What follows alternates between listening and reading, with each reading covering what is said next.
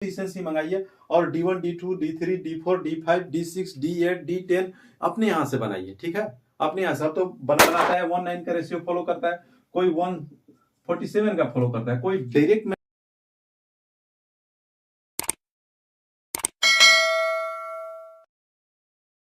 जय हिंद। आज हम इस वीडियो में जानेंगे, पहले हम लोग वीडियो में जो दो वीडियो हम डाल चुके हैं उसमें हमने आरएस बेस बता दिया है, डिस्टिल वाटर बेस में कैसे दवा बनाई जाती है वो बता दिया। अब हम लोग का शुगर मिल्क बच गया, यानी कि ग्लूकोज बच गया। इस वीडियो में हम लोग ग्लूकोज अच्छे तरह से सीख लेते हैं। ग्लूकोज माने शुगर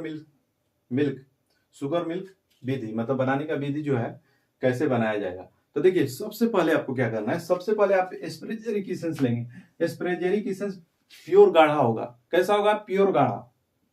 ये पानी की तरह नहीं होगा, ठीक है, ये प्योर गाढ़ा होता है। एस्प्रेजेरिक एसेंस कैसा होता है? प्योर गाढ़ा होता है। बार बार बोल रहे हैं आपको, कोई भी कंपनी D3 के लेवल पे देती है, पानी की तरह देती है, ठीक है।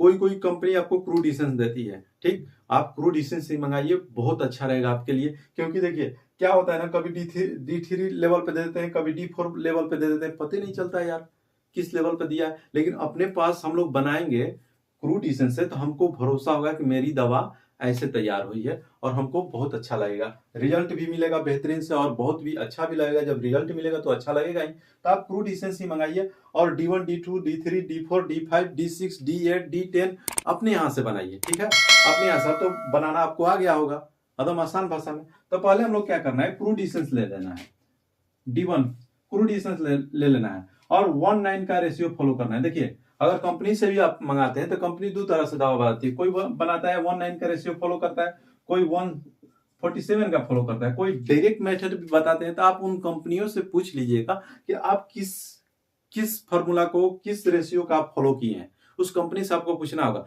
अगर क्रूड एसेंस ही मंगा लेते हैं, एस्प्रेजेरिक एसेंस ही मंगा लेते हैं, तो आपको किसी से पूछने की जरूरत नहीं है। अगर आपको 1:9 का रेशियो फॉलो किया तो आपको पता है, अगर 1:47 का फॉलो किया तो आपको पता है। तो ये चीज ध्यान रखना होगा, ये छोटी छोटी चीजें आपको गौर करके देखना होगा और छोटी छोटी चीज ध्यान देना होगा। देखिए, हमने पहले D1 तैयार कर लेना है। ये हम लोग का जार हो गया। अब इसमें हम लोग D1 बना लेंगे। 100 ml में D1, मान लीजिए कि 5 ml बोतल, ये ढक्कन हो गया 5 ml का, इसमें डाल दिए, 5 ml डाल दिए। इसी ढक्कनवा से 9 बार इसमें डालेंगे, 9 बार इसे डाल दिए। अब इसके बाद 105 स्टॉक लगा लेंगे तो हम लोग का D1 तैयार हो जाएगा। ऐसे हमने पिछले वीडियो में बताया है, वो वीडियो जाकर देखिएगा, ठीक है। तो ये चीज आपका हो गया। D1 तैयार कर लीजिए। ऐसे ही पहले D2 तैयार कर लीजिए। सब में एक बराबर स्टॉक लगाना है, स्टॉक एक बराबर लगना चाहिए भाई। ये नहीं कि किसी में 105 लगा दिए, किसी में 10 लगा दिए, किसी में 15 लगा दिए, ऐसा नहीं होना चाहिए। आपको गिनती आना चाहिए। अगर 10 का भी अंतर कर देते तो बहुत डिफरेंट आपका दवा हो जाएगा, फिर हमको दोष मत दीजिएगा। ये चीज आप उपयोग कीजिए, इंप्लीमेंट कीजिए, तब तो आपको पता चलेगा कि हम गलत बता रहे हैं या सही बता रहे हैं।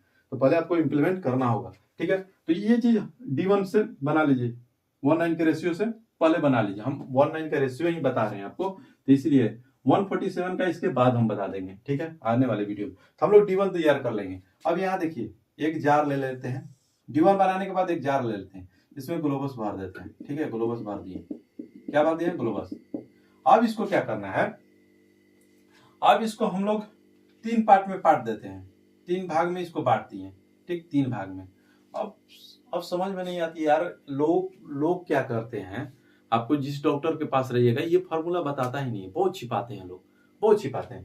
अब आप तो उनको देख रहे हैं कि ऐसे डाल दे रहे हैं, ग्लूकोज में दवा डाल दे रहे हैं, लेकिन उसके पीछे का साइंस वो क्या लगा रहे हैं, वो सारा राज आज खोल दे रहे हैं, उनका सारा राज आज खोल दे रहे हैं। देखिए क्या करते हैं वो लोग। देखिए, फर्स्ट टाइम में आपका क्या करते हैं ना, आप भी कभी भी प्रिपेयर कीजिएगा, अगर अच्छे तरीके से ग्लूकोज में प्रिपेयर करना है तो 3 भाग में बांटिएगा।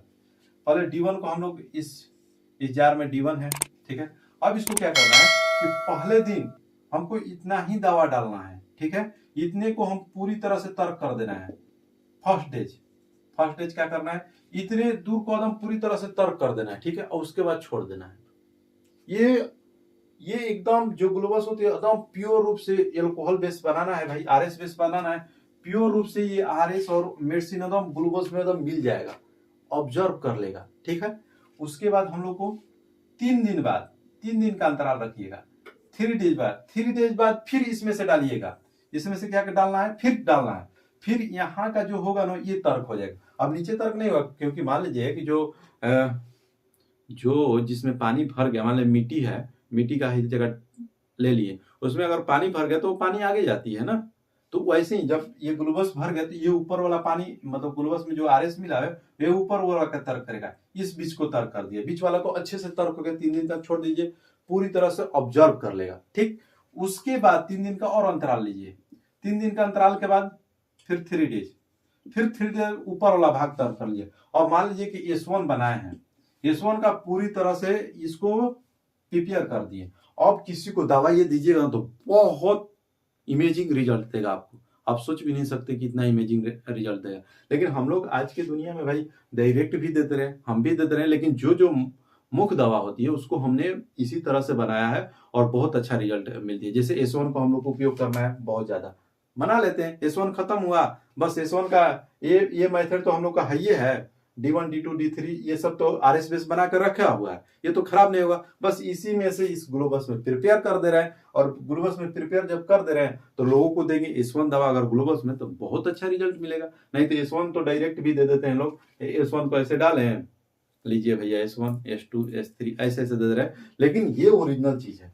आप किसी को रिजल्ट पाना है तो ये चीज अपनाइए, बहुत अच्छा रिजल्ट मिलेगा। अगर मान लीजिए कि ये हम लोग का S1 का D1 बन गया, ठीक, अब मान लीजिए D2 बनाना है, बस वही फॉर्मूला अपनाना है। D2 के भी तीन पार्ट में बांट दीजिए, पहले दिन में प्रिपेयर कीजिए, दूसरे दिन में प्रिपेयर कीजिए और 3 दिन में प्रिपेयर कीजिए। मतलब कि ये 2 दिन का अंतराल रख रहे हैं, 4 6, अगर 3 दिन का रख रहे हैं तो 9 दिन का, 10 दिन लगभग एक ग्लूकोज में आपका प्रिपेयर कर लीजिए। और बड़ा सा ले लीजिए, कम से कम 1 पाउंड का ले लीजिए, उसमें S1 बना लीजिए, D1 बेस, D2 बना रहे हैं ऐसे बना लीजिए, D3 बना रहे हैं तो पहले ये बना लीजिए, फिर इसके बाद ग्लूकोज में प्रिपेयर कर देना है। बस यही मेथड है, आपको ध्यान देना है कि 3 पार्ट में आगे पढ़ना है। पहले नीचे वालों को पूरा तर्क कर देंगे, फिर बीच वालों को तर्क कर देंगे पूरी अच्छे से, फिर ऊपर वालों को तर्क कर देंगे, बस हम लोग का वो दवा तैयार हो जाएगी। हम लोग का 38 मेडिसिन है, 38 को बना लीजिए, अगर आपके पास टाइम है तो बना लीजिए। और बहुत जरूरी है, एक बार बनाइएगा तो बहुत दिन जाएगा, ठीक है।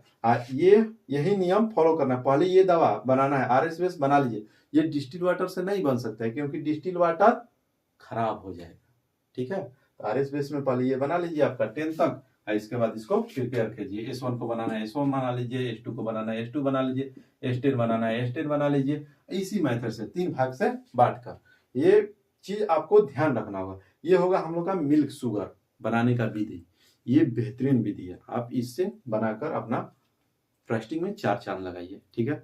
तो देखिए हम लोग तीनों पार्ट तो समझ लिए, आरएस, डिस्टिल वाटर और मिल्क शुगर इसमें समझ लिए। अब बचा हुआ है बस ये वाला 1:9 का रेशियो फॉलो करना सीख लिए, अब 147 का सीख लेंगे। अगले वीडियो में 147 का अच्छे तरह से सीख लेंगे। डिस्टिल वाटर में कैसे दवा बनाई जाएगी, मिल्क शुगर में कैसे बनाई जाएगी और आरएस में कैसे बनाई जाएगी, ये चीज हम लोग आने वाले वीडियो में सीख लेंगे। तब तक नेक्स्ट वीडियो में हम लोग फिर मिलेंगे। जय हिंद।